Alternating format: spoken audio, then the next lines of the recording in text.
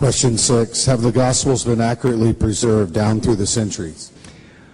This is a terrific question that I have been interested in for a very long time. My first interest in this particular question about the accurate preservation of the Gospels started out when I was a student at Moody Bible Institute. At Moody Bible Institute, I believed, as did my professors, that the Bible is without error in the autographs. In other words, the originals of the New Testament did not have mistakes in them, even if subsequent copies of the New Testament may have mistakes in them. The problem is, we don't have the originals of the New Testament. What we have are thousands of copies of the New Testament that were made, in most cases, centuries later.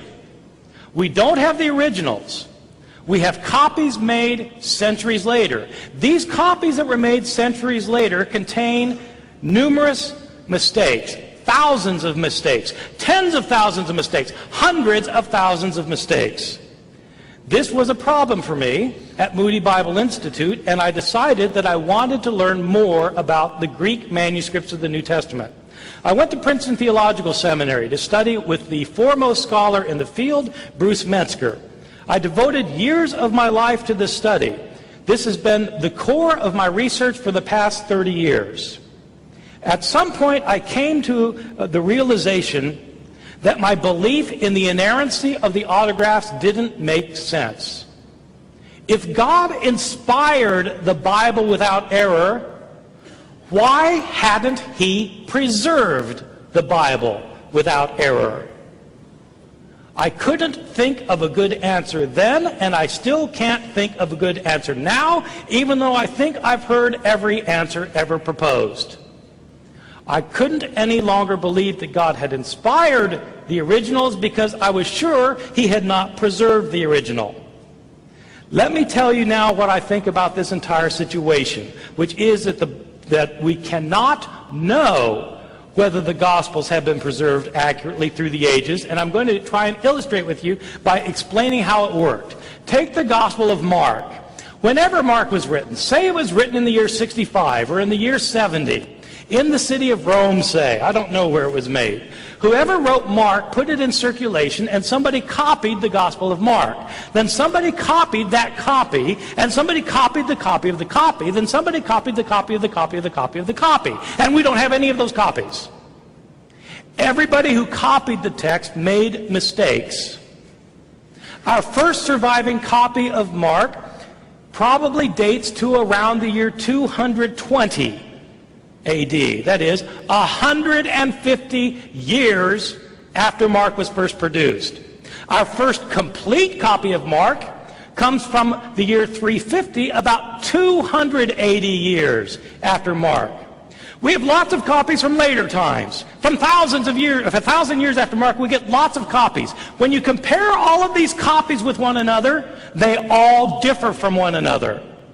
And what is striking is that the earlier you go to look at the manuscripts, the more differences you find. The earliest copies have the most mistakes. What would happen if we found copies that were still earlier? The only evidence we have is the evidence that survives, which suggests that in the early periods of copying, there was the most mistakes made. How many were made the first month, or the first year, or the first decade? How many mistakes were made in the copy of the copy of the copy, which served as the copy of all the copies that we now have? We have no way of knowing.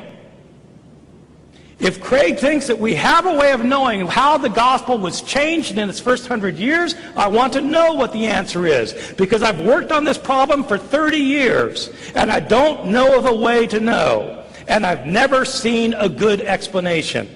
You can't argue that we have lots and lots of copies of Mark, and therefore we know what was originally in Mark. These lots and lots of copies are from many centuries after Mark was written. How could we know that these copies stem from a correct copy instead of an errant copy? Our earliest ones are all highly errant.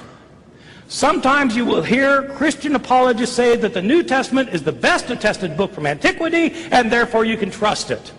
It's true it's the best attested book from antiquity, but the attestation is all from 1,000 years later. It doesn't make sense to say that you can trust it because it's well attested. If the New Testament was well attested, then you could say what the New Testament originally said. Whether you should trust it or not is another question. But the reality is we have lots of late manuscripts of Mark and of every other book of the New Testament. We don't have early ones, and the earliest ones we have are filled with mistakes. Question number 5. Do archaeologists and historians use the Gospels as sources? It's very easy to answer the question whether the archaeologists use the Gospels as sources. The answer is flat out no. Archaeologists dig to find material remains from antiquity, and their digs are not based on the study of literary texts such as the New Testament Gospels, as any bona fide archaeologist will tell you. But historians, of course, do use the Gospels as sources, principally as sources for knowing about the life of the historical Jesus. They have to, because there are no other sources that are reliable that exist, which leaves us with a problem, since the only sources that do exist are the Gospels, and they're not reliable either.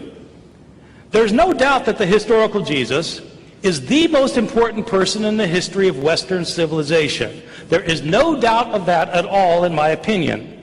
But the unfortunate thing about Jesus is that we have such scanty documentation about his life. Most people don't realize this. But Jesus is never mentioned in any Greek or Roman non-Christian source until 80 years after his death. There is no record of Jesus having lived in these sources. In the entire first Christian century, Jesus is not mentioned by a single Greek or Roman historian, religion scholar, politician, philosopher, or poet. His name never occurs in a single inscription, and it is never found in a single piece of private correspondence. Zero, zip, references. The first time Jesus is mentioned in a Roman source or a Greek source is by the Roman governor of a province of Asia Minor, a governor named Pliny, in the year 112, 80 years after Jesus' death. And even then Pliny doesn't even name him Jesus. He simply refers to his name Christ in passing. That is the only reference within 80 years of Jesus' death. Jesus is mentioned 2 times, very, very briefly, by the Jewish historian Josephus in the year 93, over 60 years after his death, but he's mentioned in no other Jewish source of the first century at all. If you want to know about Jesus, you have to turn to Christian sources. There is no choice. The earliest Christian source is the Apostle Paul. But to the surprise of many Bible readers, Paul scarcely mentions anything about Jesus' words and deeds while he's living. He says a lot about Jesus' death and resurrection, but almost nothing about his words and deeds while alive. Which means if you want to know about the words and deeds of Jesus, the earliest sources are the Gospels. But these are filled, absolutely filled with discrepancies, historical mistakes, errors, contradictions, stories that have been changed and rechanged and changed yet again in the process of telling and retelling before the Gospel writers, living 40, 50, 60 years after Jesus' life, were able to write them down. Craig has said, well, eyewitnesses are still alive, so they'd be able to check the accuracy of the stories being told. I've never understood this argument, even though I've heard it for 40 years. Christianity started out as a small group of Jesus followers in Jerusalem, right after his death. Within 30 years, there were Christian communities that were established throughout many of the urban areas of the Roman Empire. There were Christian churches in Palestine, in Syria, in Asia Minor, what we think of as Turkey, in Greece, in Rome, possibly in northern Africa, almost certainly in Alexandria, Egypt. Hundreds of people were converting. Thousands of people were converting. How did they convert? By people telling them stories about Jesus. Who was telling the stories? If I convert you, and you convert your wife, and your wife converts her next-door neighbor, and next-door neighbor converts her husband, and her husband converts a business associate who goes to another city and converts his business associate, who's telling the stories? Is it eyewitnesses? Are the 12 apostles of Jesus talking to everybody who's telling a story and saying, make sure you get that right? The eyewitnesses are probably in Jerusalem. Where are the eyewitnesses in Ephesus? Where are the eyewitnesses in Tarsus?